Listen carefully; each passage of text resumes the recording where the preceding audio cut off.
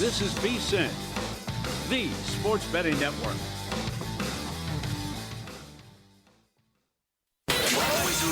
Follow the money. That's what I always say. You always follow the money. Yeah. This is Follow the Money with Mitch Moss and Paulie Howard On VSiN.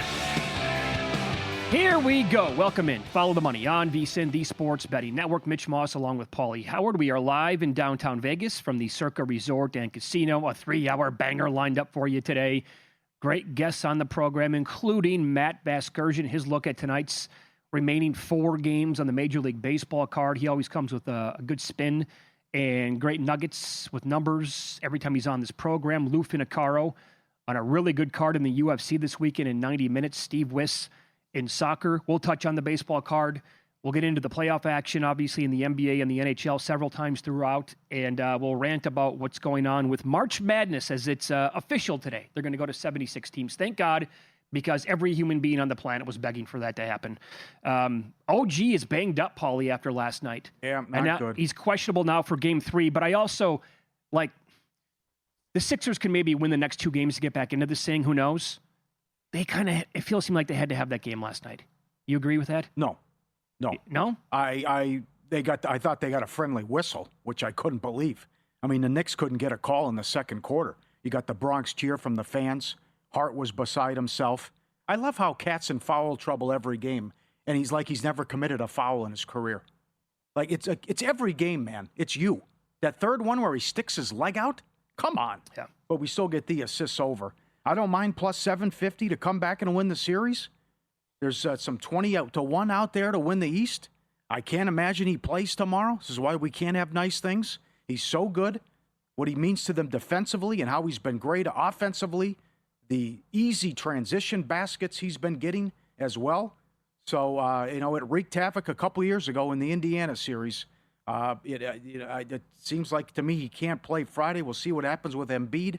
The favorite is flipped in this game, and I think the Knicks lose tomorrow. Yeah, okay. So, to me, I personally feel the reason why I said it, they kind of needed that game last night, is because they were in control and led for a lot of that game. And without Embiid, to go to Madison Square Garden and take one of the first 2 games, I think would have been huge, and then you'd have to love their chances in this series. Again, they might win the next 2 at home, who knows, but I will point this out as a reminder. This was a big-time betting deal for many years where, specifically in the NBA playoffs, in any round, if the road team in the first 2 games lost and went down 2-0, to come back and play them in the first quarter and the first half in Game 3 was it was too good to be true for a long time. But that has since flipped. If you go back from the pandemic, again, that year in 2020, it was all neutral court in Orlando. So we'll use 2021 to present day. The first half ATS is only 23-21 overall. And in fact, it was still pretty good right after the pandemic. From 2021 to 2023, it was 14-8 ATS. But since then, 2023 to last year, 6-8. So when you look at how books have caught on, the Sixers, as you said, they flipped to the favorite. They're 1.5-point favorites in this game. They're also laying 1.5 in the first quarter and 1.5 in the first half. Oh, yeah. That was never the case before, books caught on and they since flipped it. And now they expect everybody to be on the Sixers here early on in this game. Yeah, I don't agree with what Barkley said, that they can't beat them. I mean, also, we didn't know the severity of OG either. But I think they have an excellent chance to make this interesting now, as this would be a big loss. And if he doesn't play, then you really have to like the 76ers. Yep. And it was weird with Paul George. He was hot early on and then couldn't do anything from the third quarter on. And the same thing with Maxey. Vicious beat if he had the over, how that game died. But now you just got to have some support from the others here as you go home with your season on the line. Now, I know Dustin, the Knick fan, pointed out the last time they played in the regular season, they didn't have OG and Bridges went off and had a big game. So he said it's next man up mentality. They have enough scores. But to me, also, you're asking for maybe the impossible if Cat can stay out of foul. His numbers are ridiculous. I know. They have no answer for the guy. And that goes back to Atlanta and this series. If he doesn't get in foul trouble, he's going to put up ridiculous numbers. And he led everyone in assists last night, even though he's dealing with foul trouble. So that's the other thing. They still have enough to beat him, and maybe they could sweep the series here. But I think you're going to get a desperate team extend the series and have a good performance by Philly. Exact games at DraftKings, they don't even have up 5. They don't have, well, you could bet, I guess, the Knicks in a sweep if you want to go exact games 4. They posted earlier today 6 games, which is 4-1. 7 games is plus 350. Are you confident enough? It sounds like you are, that it's going to go 6-7 games here? Well, until I know more about OG, yeah, and also what Embiid's status is. That's the big thing. They're assuming Embiid's going to play tomorrow. But then what happens in Game 4 and Game 5 moving forward if that happens? But Circa's got plus 750, and that was as high as 1,500 on the Knicks last night at Caesars. So I don't mind the plus 750. I just think it's too high now. Yeah, by the way, not knowing what's going to happen with OG Anunoby at this point, I kind of like the 76ers regardless if Embiid plays. In fact, I might like him a little bit more if he doesn't play in the game. That was a free-flowing offense last night. Yeah. They had to go, much smaller. Hurt my feelings because Drummond's rebound prop never, I'll detail that a little bit later on, how that lost. I'll have no idea. I like how they play with pace, too. Yeah, no doubt. You just got to come right back with these props, though. It's too easy. George over threes, George over points, and the Cat assists. 6 in a row. Cat's gone over his assist prop. 7 dimes paid plus 330, and he led everyone in assists, and he was in foul trouble for much of the game in the first half. I haven't even looked yet. What's the prop for game number 3? He's 4.5 again. It's got to be. Paul George is 2.5 made threes, and they're assuming Embiid's playing at Caesars. He's 15.5 with points. Okay. He was 18.5 last night. Do you know the juice on the Cat 4.5 assists? Like it's got $1.30? $1.30 now. Yeah. Yeah. I don't think they're going to move it to 5.5 quite yet. They'll just go 4.5 and keep it juiced until he keeps posting 6, 7, and then they'll move to 5.5 at some point. So, and this angle with the Spurs came in again last night. They have now won and covered 10 straight off of a loss. Second team to do that since 2013. That was the 2023-2024 Pacers who also did that. And it was never really a game. I'll raise my hand. Nope. I grossly misjudged the potential complacency by the Timberwolves after taking game 1. It looked like they had no interest in even playing that game, specifically from about the midpoint of the second quarter on. And at the same time, I will tip my cap and say that was an amazing performance from San Antonio. I think both things could be true. Once the Wolves dug a hole, they realized, well, what's the point? We took one game. We're good to go back to Minnesota tied at 1 with this squad. That's their history. Yeah. Get the split, and that's it. So I think the Spurs are a better team. They have to show it now. It's up to 4.5 tomorrow night on the road. But great Wemby performance, and called out De'Aaron Fox. He delivered too. So at the end, it looked good with the made threes. They struggled early on, but suffocating defense in Minnesota couldn't do anything. That thing was over early in the second quarter. 4.5. What do you think of that number? Yeah, 4.5 at DK. I think it's a good in-play game to see. And I think if you like Minnesota, I would take the first half based on what San Antonio did in the 2 road games in Portland. That place those are the 2 games that were down big early and had to rally in the second half. Yeah, that arena for Minnesota is going to be fired up beyond belief for that game. Now, I talked to my T-Wolves buddy today. Look, I mean, all these dudes are built differently. He said that Jaden McDaniels needs something to be pissed off about. Okay. And you can see it by watching him, is what he told me. He said he's not the same guy that we saw in Denver because he was pissed off against it, and he does not like the Nuggets players, and he wanted to take it out with Jamal Murray, so he's so fired up. Mike, the kid's 25 years old. Like, he needs extra motivation. My buddy's response, well, I guess it's human nature.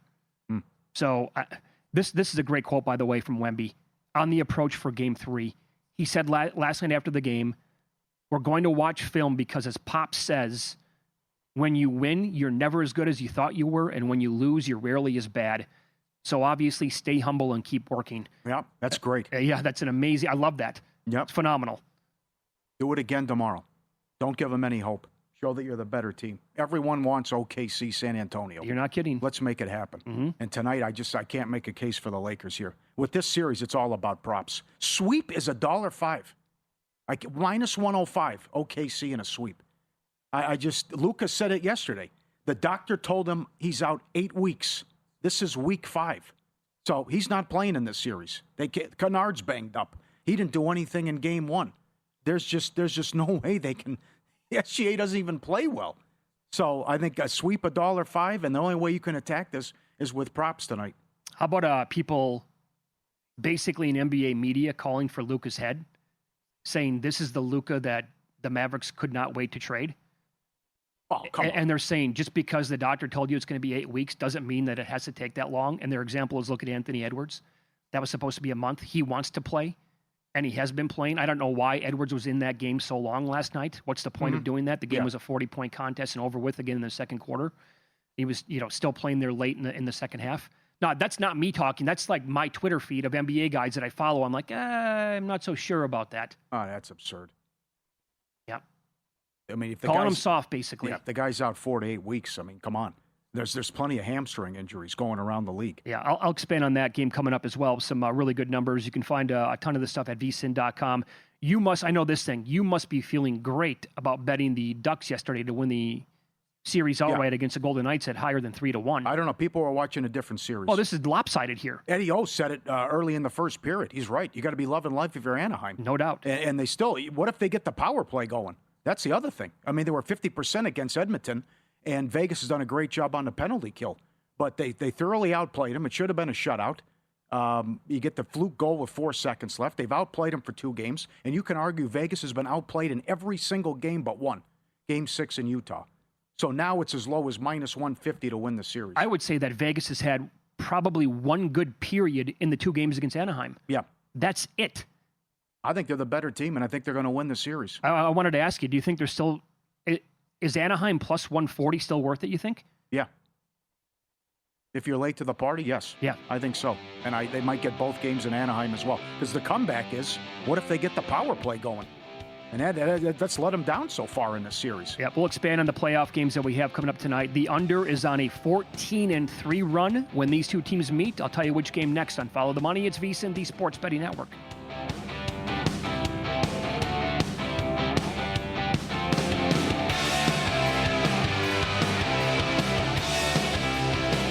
So you're listening to this podcast because you want an edge. But what if I told you you're only halfway there? You've got the mindset. Now it's time to get the toolkit to match. Here's the thing. Pro bettors spend thousands on data and tools, but what they don't want you to know is you can get the same edge for a fraction of the cost with VSiN Pro. With VSiN Pro, you get access to expert picks, public betting data, prop projections, powerful tools, analytics, and more. Tap the link in the description and see why thousands of bettors are already using VSiN Pro to cash more bets.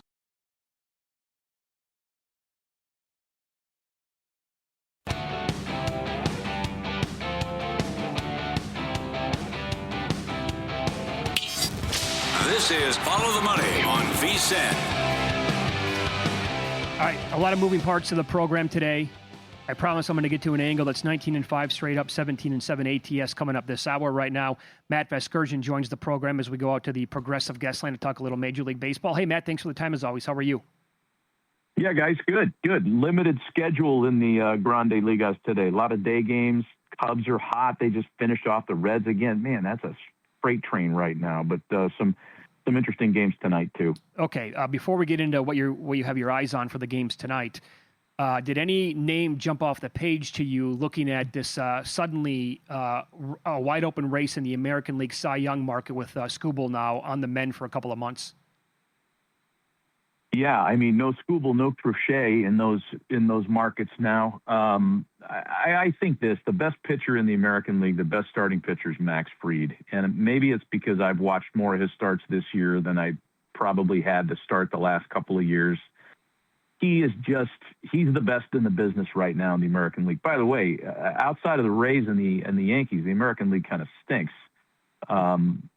Max Fried is probably too short a shot right now. I know that Cam Schlittler has risen to the top of that pack, but the guy that's never thrown more than, I think, 130 innings in a professional season, and he's on pace to shatter that. They're at some point either going to have to work on that load management, to borrow the NBA term, or there's going to be a regression to the mean. So a young guy that has not been in this kind of race before, I don't know that I'd back somebody with that kind of inexperience in a Cy Young future, and certainly not as a favorite. Yeah, at this point, probably too late in the game. How about Brian Wu? He was roughed up in his previous 2 starts before yesterday, before he really cranked it up and was awesome, and he struck out 9. Yeah, I like that. I mean, I think anybody in that kind of middle of the pack on opening day in that category, and you could have probably got really long odds on some of those guys on opening day, is drawing live here. And why not Wu? Strikeout numbers are great. He's pitching for a good team with a good bullpen in a ballpark with park factors that are historically good for pitchers. So that shouldn't change throughout the course of the summer, unlike somebody pitching in the AL East. Yeah, Wu that'd be a great dart to throw for some of your pizza money. The Tigers continue to lose games, and Skubal's out 2 months. Do you make a move then if they fall out of the race? I don't know that anybody in that division is gonna make it so uncomfortable for them that they have to make a bad trade. I still think that the Royals haven't played their best baseball. When you've got a Cleveland team in first place at exactly 500, are you that scared if you're a Tiger fan, a game off the pace? Without Skubal, it is a different animal, and if they're without him for a long time, then that is concerning. Framber Valdez becomes your ace, and we know what he does when he gets pissed off about something. He just drills guys, including his own catcher. But they're going to score a lot of runs, man. McGonigal's for real. AL Rookie of the Year, NL Rookie of the Year is fascinating. There's so many names in that market right now. It's changing all the time. So these futures things, I haven't seen enough yet to feel strongly about one over the other. Okay. I brought up Imanaga on the show earlier for NL Cy Young. He was awesome again today, 10 Ks over 6 innings. ERA now down to 2.28. But you told me something very intriguing during the break. Tell the audience what you said. Yeah, he has some historically bad second half splits. He has not held up well after the All-Star break. And I don't know if it's a wear and tear thing, if it's the conditions playing differently at Wrigley Field, if it's the travel in Major League Baseball, but his second half numbers for his career are not very good. They were really exaggerated last year. In fact, I'll give it to you, the game level first half, second half splits for him. I pulled it up here now at Vantage, but trust me, they're bad. He's bad in the second half. Okay, as for tonight, only 4 games yet to be played, one of which would be Baltimore taking on Miami. Max Meyer was great in his last start. What caught your attention in this game, Matt? Well, it's Max Meyer.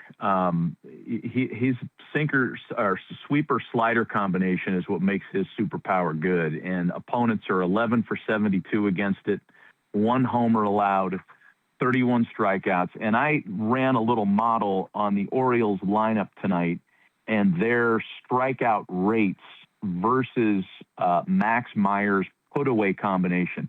And Meyer throws a lot of pitches, but what he uses at the end of counts to strike people out or try to retire a batter with 2 strikes is sweeper, slider, changeup, and then not so much, but he does throw 4-seam.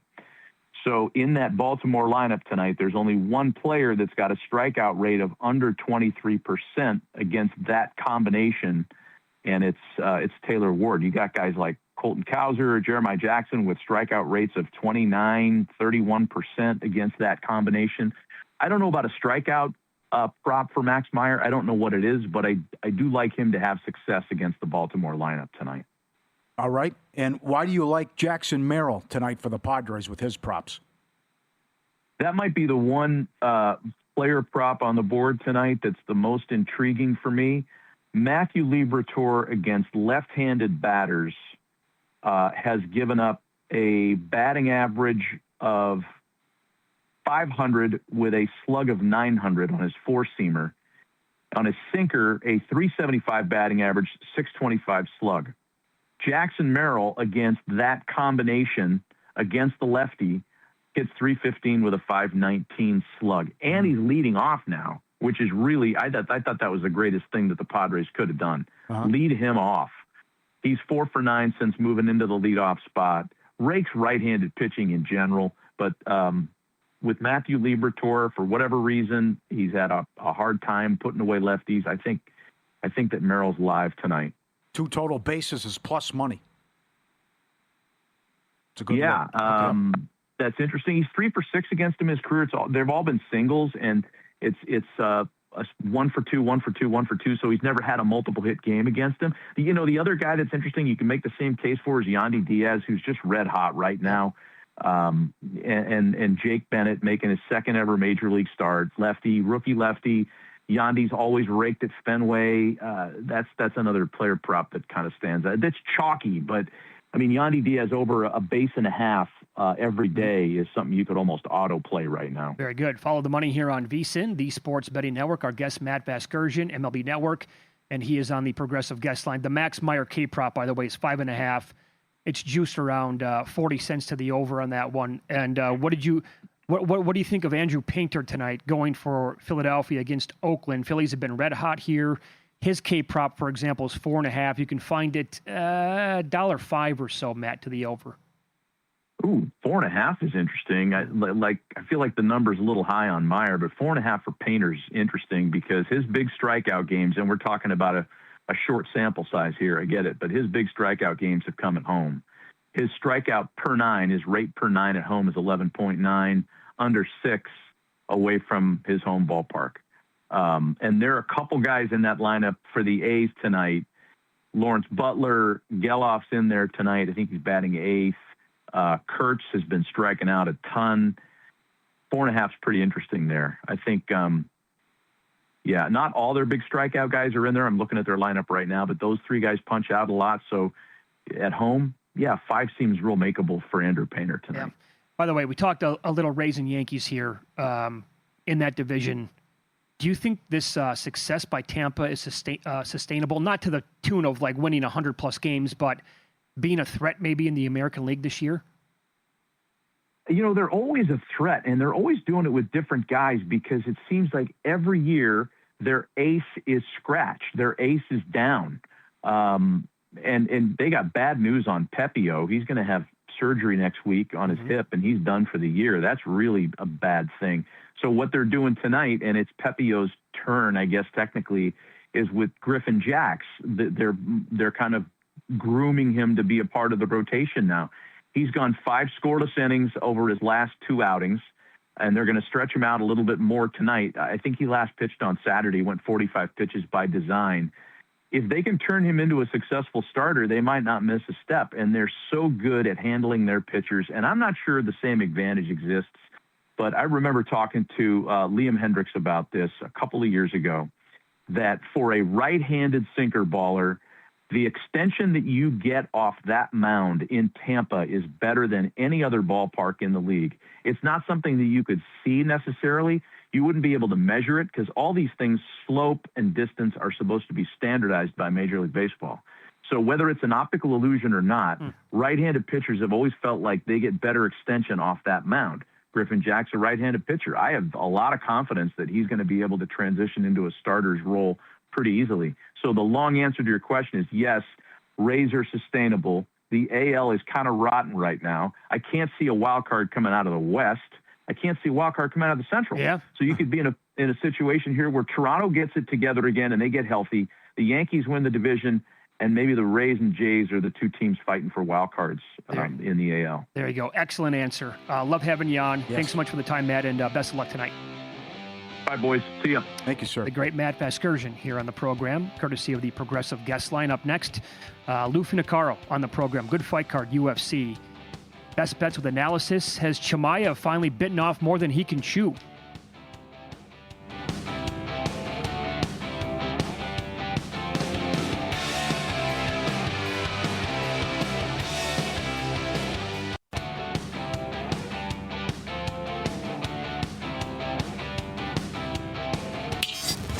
This is Follow the Money on VSiN.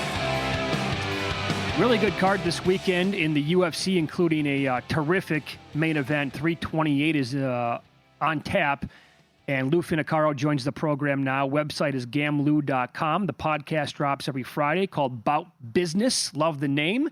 And he's on the Progressive Guest Line. Hey, Uncle Lou, thanks for the time today. How are you? Doing great, guys. Thanks for having me. Huge fight card, great weekend. No doubt. So I teased the question before the break that I have to ask you, with Chimaev taking on Strickland in the main event, and Chimaev is a huge favorite here at circa higher than $6. Shop around as always. My question to you is, and I read your write-up at vsin.com, I kind of think I know the answer here, but do you think Chimaev has potentially bitten off more than he can chew here with Sean Strickland? Well, no, I don't. He's the champ. He's got to face anyone that comes. These guys train together, Mitch. And at that point in time, I guess they were cordial, but now they're anything but cordial. And with Chimaev, you know what you're going to get. You're going to get an absolute Russian vice grip, unrelenting forward pressure wrestler who devastates people in the first 2 rounds of his fights. And with Strickland, you get a poop-talking crazy maniac who's way more well-rounded than he has shown in his fights and in his game. And both guys relatively inactive. But I think there's angles to this fight. And in the write-up on digital, you can still find 2.5 with a slight fee to pay on that over. And the 3.5, there's a slight fee to pay on that under. I'm very strong on the over in this fight. I believe this fight goes to decision. And in that statement alone, it tells you that I believe in Strickland. I don't believe Chimaev is going to completely just steamroll Strickland. Okay, very good. Very good. Surprised by that. Yep. Okay. Interesting. If I may go on. Sure. Continue, please. Yeah. No one wants to fight this Chimaev. Yes. And Strickland is completely unafraid.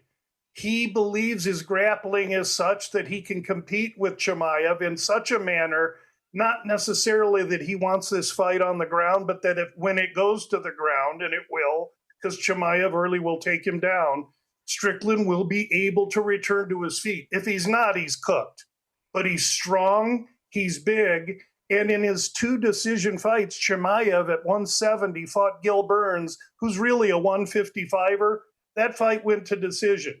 Then a few years later, at 185, where this fight is, Chimaev decided he'd fight Usman. Well, Usman's a 170 fighter. He took the fight on short notice, traveled across the world to Australia to take the fight, and went to decision with Chimaev.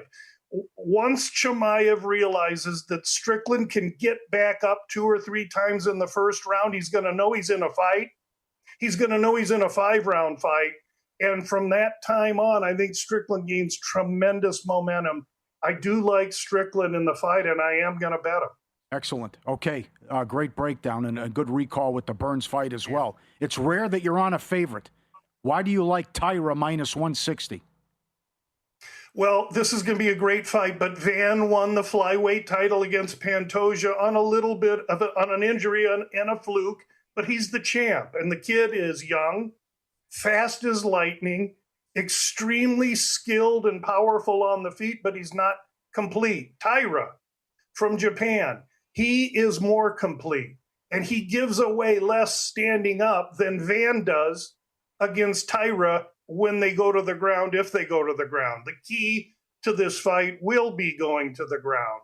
I firmly believe Tyra will get Van to the ground, and he'll submit him there. Now, the UFC has never had a Japanese champion. Had Sung Vi, and with their manifest destiny trying to export their brand everywhere, they long for, they yearn for a Japanese champion.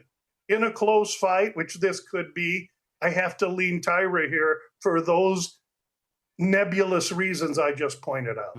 They yearn. Do you ever yearn? Yes. I've yearned many times. I do, but I try not to admit it. Okay.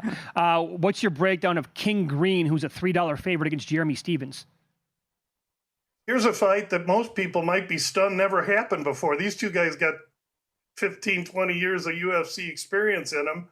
Bobby Green, 39, freaky athletic for his age, can still move, evade punches. He's got a flamboyant style and still has some power. On the other side of the cage, Jeremy Stevens, who got cut from the UFC, spent the last 3 to 5 years working his way back through circus organizations. But the guy is tough, willing, forward pressing, and all about power. If Stevens can catch King Green, he could put him out. I just think there's too much athleticism difference here. The speed kills is what I think we can apply to King Green. And I think Green has advantage in this fight because of his athleticism and speed. Stevens now 40. All right. What's a parlay you want to put together? Parlay I want to put together, I'm going to use the points handicap in Kopylov and Tulio. A Russian against a Brazilian. Those are great fights because they hate each other and each style wants to beat the other. Kopylov gets a little bit overlooked. I think this is a close fight, but when you use Kopylov plus 3.5 points, I only have to pay $1.05. So I'll use that in a parlay piece with a Russian fighter that trains with Chimaev earlier on the fight card, a gentleman named Susurkiev. Excuse my lack of pronunciation. This kid's a Badger. He's fighting a guy named Santos that's also a Badger, but this Russian lad is the real deal. He's minus 675. So we take that parlay, put it together. If we can get the Susurkiev side in, then we got to sweat Kopylov on the points. 1 unit returns 1.24 units on that parlay piece. Very good. Do you have anything on this Jim Miller fight? Still going? Tipping my cap to this guy. Been doing it for a long, long time. Always seemingly with a puncher's chance, no matter who he takes on. He's a plus 250 dog against Jared Gordon. Yeah, finally Jared Gordon gets to be the younger fighter by 6 years in this fight. He's faster, he's more well-rounded, and I don't think Jim has anything for him. Gordon is surely a parlay piece. Okay, and then did you get involved with the Volkov match against Cortez Acosta? I want to, and I like Volkov. I like that side. I don't think Cortez Acosta's seen what Volkov can dish out. Volkov's very well-rounded, on the cusp of a title shot. A couple times he's beaten Gane. They don't want to put him against Gane again, but if he wins this fight, he's next in line for Pereira and Gane. I really like that fight. Okay. And your best bet on the card would be the over, I presume, then, in the main event. If it wasn't Tyra, it would be the over in the main event. Yes, that's correct. And those are both minus numbers. But I have a prop that's a crazy one. First fight of the night, Clayton Carpenter, a wrestler fighting this crazy maniac from Peru, Ochoa. Carpenter submission. I think it's very plausible, and I think it's very possible. It may not be likely, but Carpenter's going there to take this fight to the ground. Carpenter via submission, that would be a nice, easy plus 760. Now, that's strong. Yeah. Now we're cooking here. Hey, you've hit them before. Excellent. We know you love hockey and playoff hockey and betting it. What or who is stopping a Carolina-Colorado Stanley Cup final? I think only Montreal or Buffalo, who either one can play with Colorado with Carolina. Carolina has shown the ability late in the playoffs to lose a little scoring, and they just play tight games. This year, they have no Florida, they have no Rangers, they have no excuses. But I still think the winner of Buffalo and Montreal can deal them a few fits. But I don't see anything in the West that's going to get in front of the freight train that is the Avs. Yeah. Yeah, you're not going to get a disagreement here. Mm-hmm. You can follow Lou on X. He's at GamLou. The website is gamlou.com. And every Friday morning, the Bout Business podcast drops as well. Thanks, Lou. Great breakdown as always. Best of luck this weekend. Thanks for having me, guys. Good luck to everybody. You too. Back at you. Lou Finagaro here on the Progressive Guest Line. I looked today at putting a parlay together of exact outcomes in the NBA and the NHL. One was Oklahoma City over the Knicks, parlayed with the Avalanche over the Hurricanes. Guess what it paid? I only looked at one book. Okay, go ahead. It was below 11-1. Tough. Can't do that. No. Not at that number. Man. Too late in the game. But I agree with him. I think the path is there for both those teams on the ice. I would say, I agree with them, but I would say now if Buffalo gets the power play going like they did last night, I know Montreal outplayed them in the third period, but remember, they were 1 for 45 on the power play since April 1st. If that shows up, watch out, because I'm a fan of Lyon. This kid's been great. I think that would be the biggest fly in the ointment. It would be the winner of the Buffalo-Montreal series facing Carolina in the next round. This is Follow the Money on VSiN, the Sports Betting Network.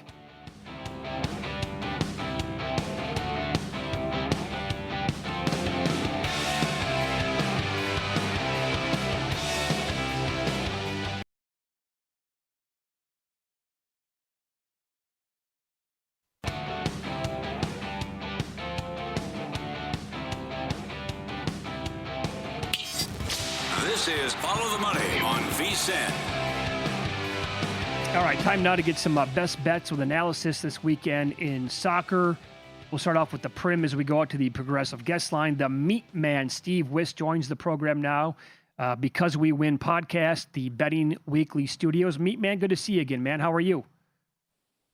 Do you know what, guys? I'm doing pretty well, thanks. Had a really good evening here with Europa League and Conference League bets. How are you guys? Doing pretty well. Pretty well. I can't believe I lost that team total yesterday on PSG. A goal in the third minute, and they couldn't score again. That was a killer.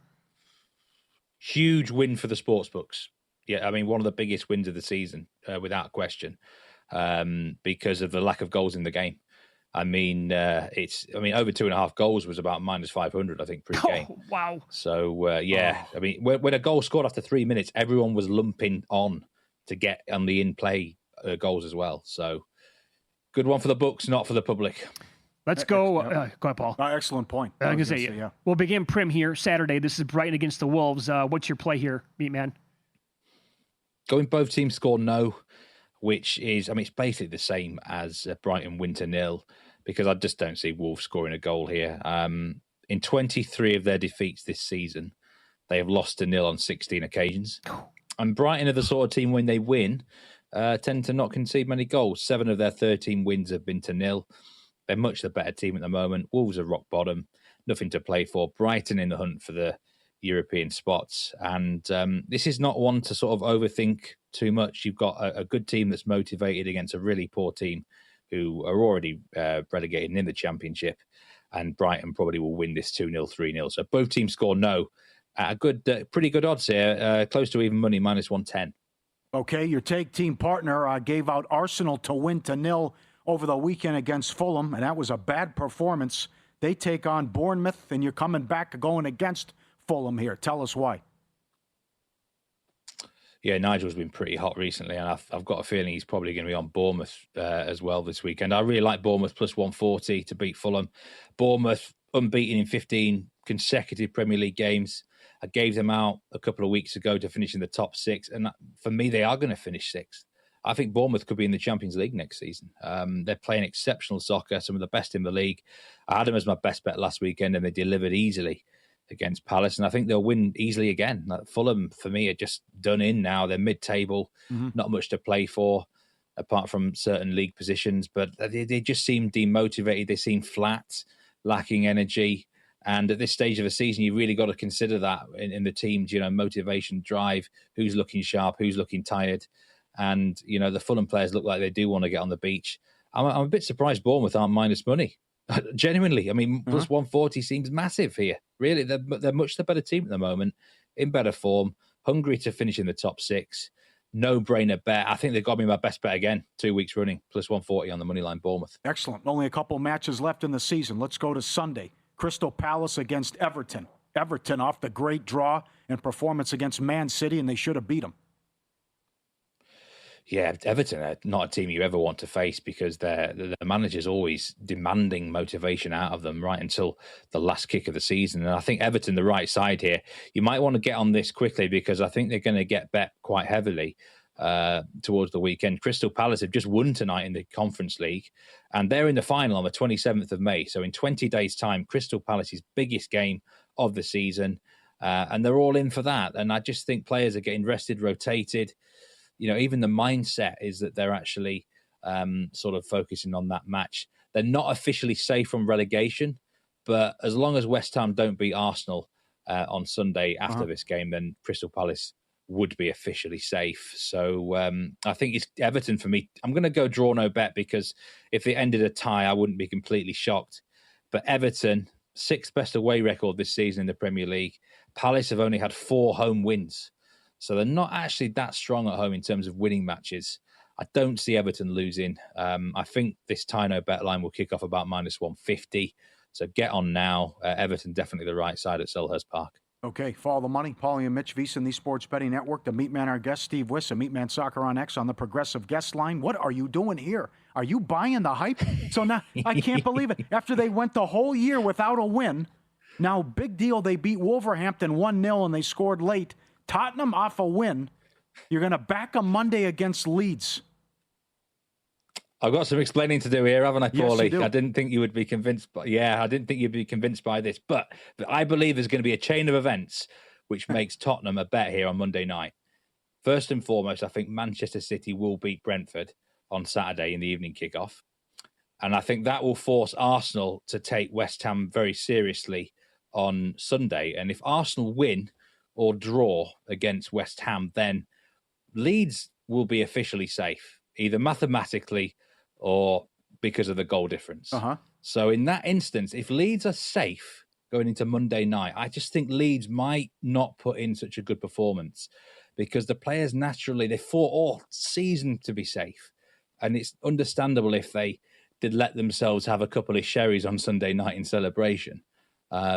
So even then, Spurs really fired up, motivated. So I believe, I still don't think they're that amazing, Tottenham, but they've had some luck recently with the fixtures. They've had teams have had their minds focused elsewhere, and it could be the same again with Leeds on Monday night. Obviously, if West Ham do beat Arsenal, this is not going to look such a good bet because Leeds will be fired up and motivated. But the way things are going for Spurs, they might have just caught a bit of a lucky break at the right time with the fixtures they have. So minus 125.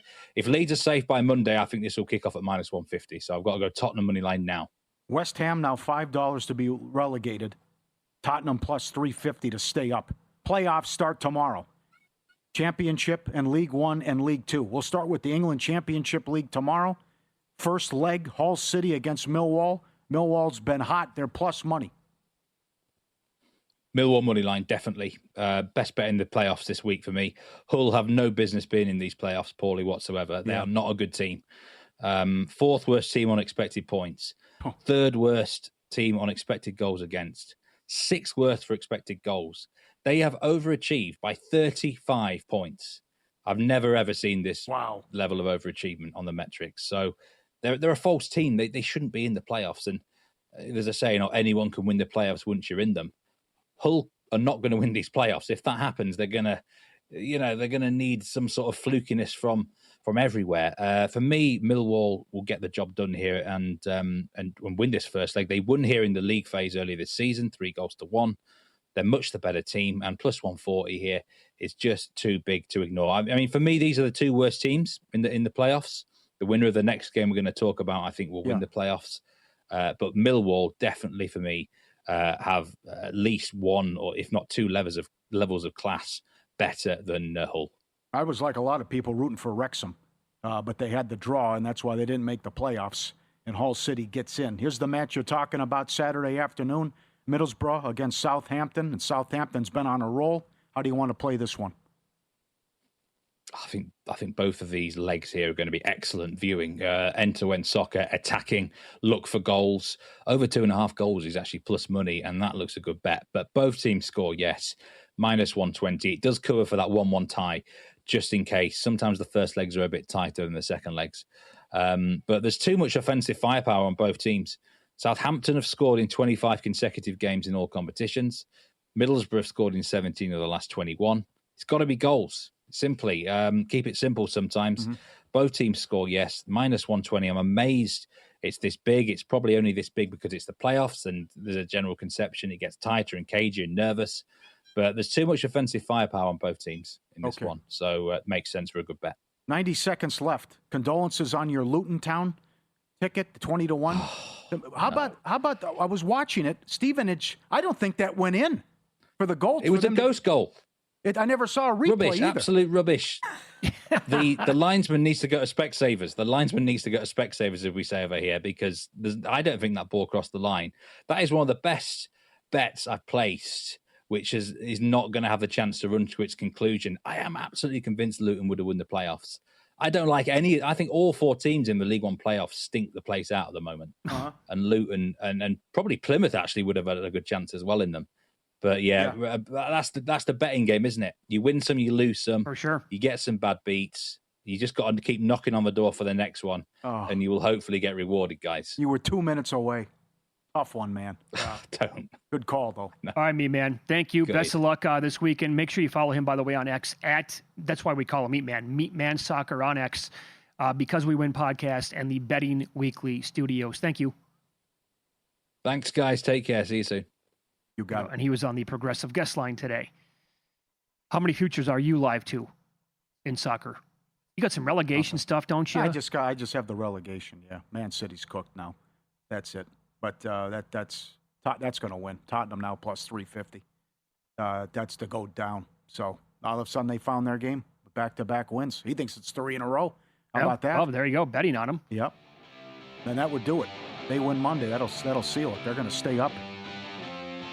He wasn't joking. You win some, you lose some. Mitch, it didn't go in. And then you couldn't get a replay. I was watching it live. I go, this determines who makes the playoffs. Give me a replay, at least. I'll expand on that coming up. April showers bring May yowzers.